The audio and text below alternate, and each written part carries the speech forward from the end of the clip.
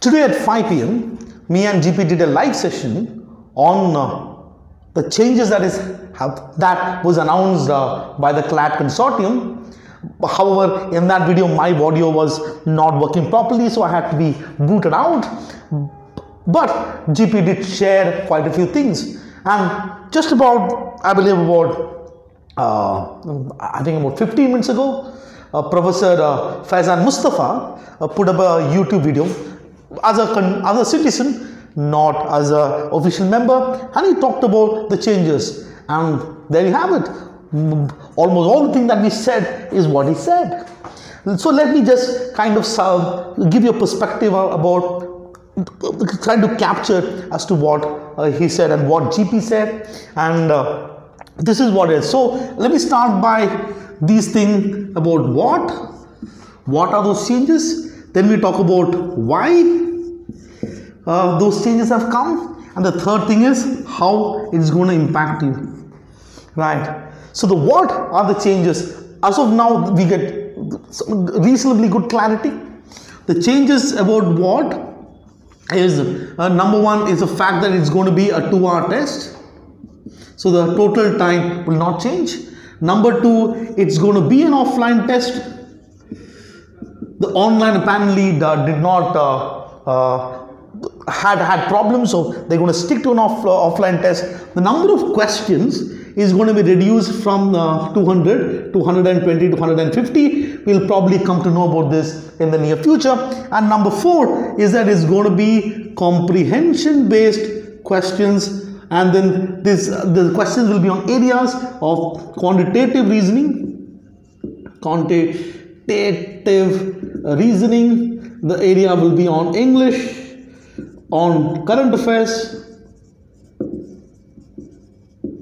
and then logical and deductive reasoning. What we had, so that's, let me just put the why somewhere there. Okay, fine.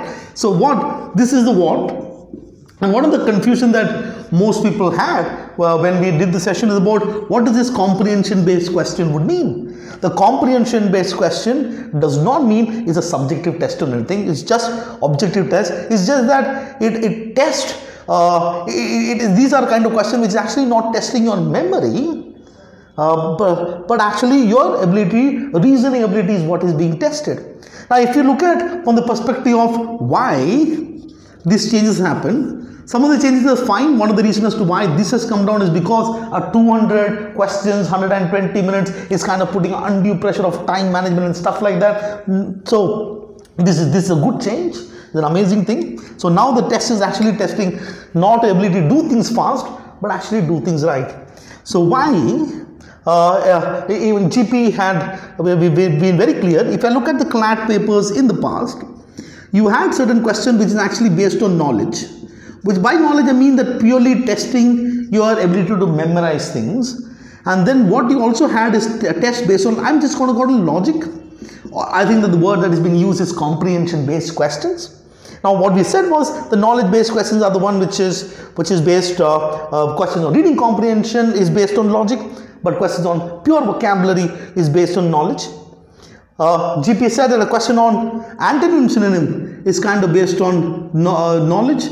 But a question which is you got a text there, and there you've got fill in the blank, you have to put words, you have to try and find out, that's kind of comprehension based.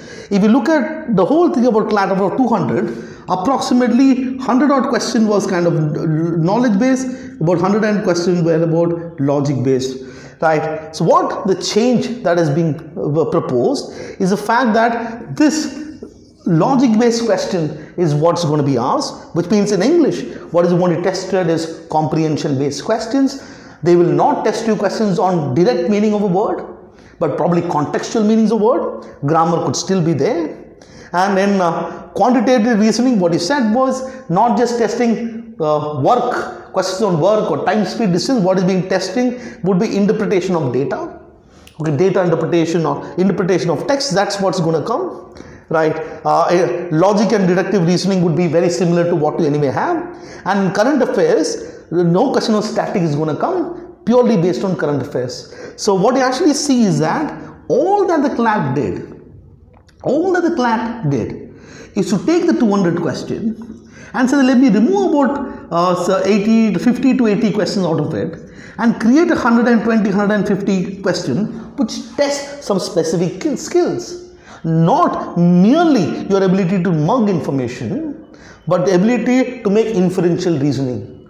That's what is being very clearly coming out, and something that GP did say during the live session.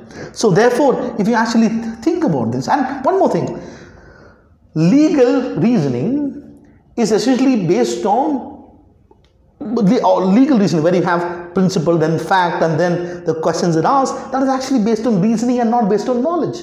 Those kind of questions would still be there, probably under one of these sections. Legal GK will not be there. So all the questions that require pure mugging is not going to be there. The questions that requires reasoning would be there. So one of the things that, how does it impact you? Actually nothing. Nothing. You still have to do English with current affairs, logical reasoning, quantitative reasoning. I believe that your life has become much more easier. Now, if you are someone, which is also what GP was saying at that point in time, if you are someone who was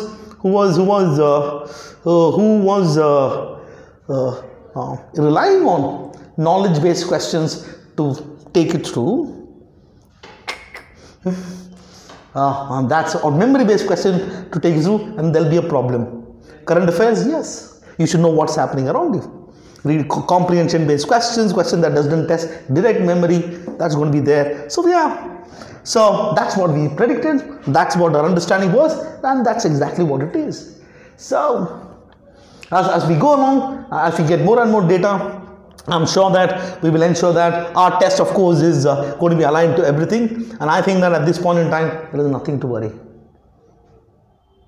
Like what GP said and what Professor Mustafa, the Professor Faizan is saying, that there's nothing to worry. Chill. I also feel that's what you should do. Chill. Thank you.